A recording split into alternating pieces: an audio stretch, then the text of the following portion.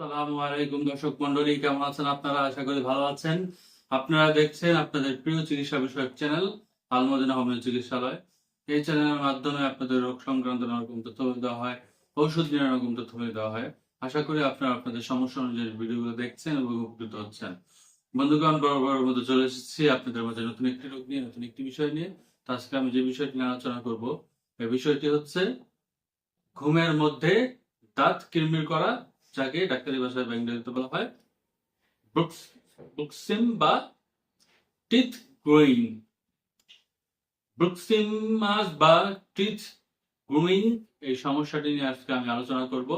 তো যাদের এই সমস্যা রয়েছে তারা পুরো ভিডিওটি না শুনে দেখবেন, যাতে করে এই সমস্যাটি কেন হয়, কি কি কারণে হয়, কি কি লক্ষণ থাকবে সে সম্পর্কে আপনি বিস্তারিত ধারণা লাভ করতে পারবেন।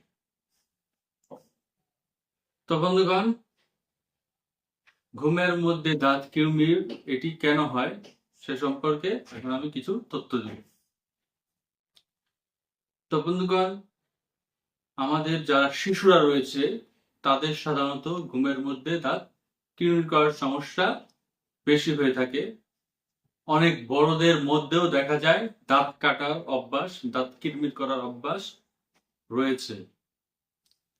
এর মূল যে কারণটি রয়েছে তার মধ্যে অন্যতম কারণ হচ্ছে কৃমির সমস্যা। আপনাদের যদি কৃমির সমস্যা থেকে থাকে, কৃমির সমস্যা থাকলে তার অন্যতম একটি কারণ হচ্ছে দাঁত কিরমির করা বা দাঁত কাটার এই অভ্যাসটি অনেকের মধ্যেই দেখা যায়। দাঁত কিরমির করার আরেকটি যে লক্ষণের বা আরেকটি যে কারণ রয়েছে সেটি হচ্ছে মানসিক দুর্বলতা।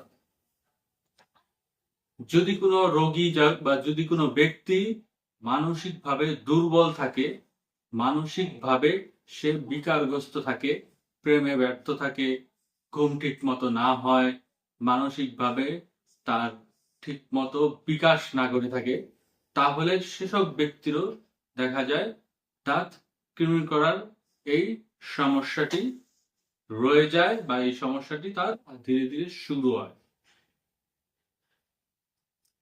এ কারণে তার মানসিক শান্তির অনেক দরকার হয়, মানসিক প্রশান্তির প্রয়োজন। তারপরে এতে করে ধীরে ধীরে তার এই সমস্যা ঠিক হয়ে যায়। আরেকটি যে বড় কারণ রয়েছে তা হচ্ছে বংশগত কারণ। যদি কোনো ব্যক্তির বংশগত কারণে এই সমস্যা হতে পারে, দেখা গেছে তার বাবার পরিবার বা তার পূর্বের বাবার পরিবার বা মায়ের পরিবার থেকে সে এই সমস্যাটি পেতে পারে। তাদের মধ্যে যদি কারো এই সমস্যা হয়ে থাকে সেক্ষেত্রে তারও এই সমস্যা হওয়ার সম্ভাবনা রয়েছে।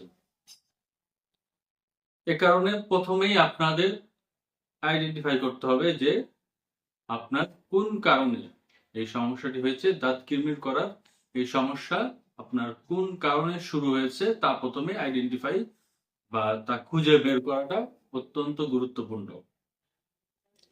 যদি আপনাদের কৃমির কারণে এই সমস্যা হয়ে থাকে তাহলে অবশ্যই আপনাদের কৃমি যাতে ঠিক হয় এরকম ওষুধ খেতে হবে, তাহলে দাঁত কৃমির এই সমস্যা ঠিক হয়ে যাবে।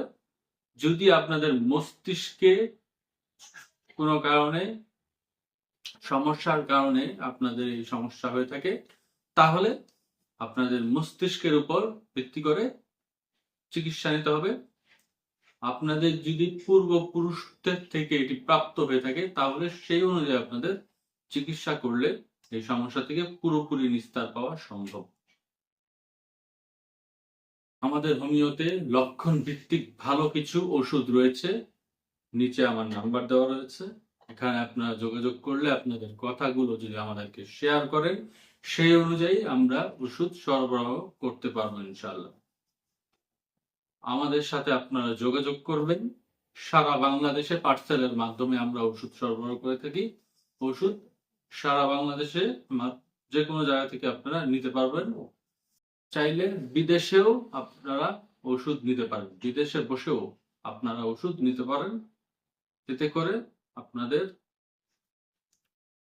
যেই সমস্যাটি রয়েছে তা পুরোপুরি ঠিক হয়ে যাবে ইনশাআল্লাহ।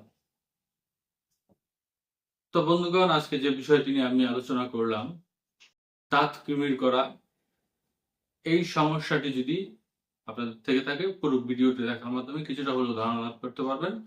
বন্ধু বান্ধব, আত্মীয় স্বজনের সাথে বেশি বেশি শেয়ার করে দিবেন, যাতে তারাও এই সম্পর্কে ধারণা লাভ করতে পারে। এবং আমার চ্যানেলে যদি নতুন এসে থাকেন, চ্যানেলটি সাবস্ক্রাইব করে পাশে থাকা নোটিফিকেশন বেল আইকনটি প্রেস করে দিবেন, যাতে প্রত্যেকটি ভিডিও আমি সাথে সাথে আপনারা পেয়ে যান এবং আপনারা এর মাধ্যমে উপকৃত হন।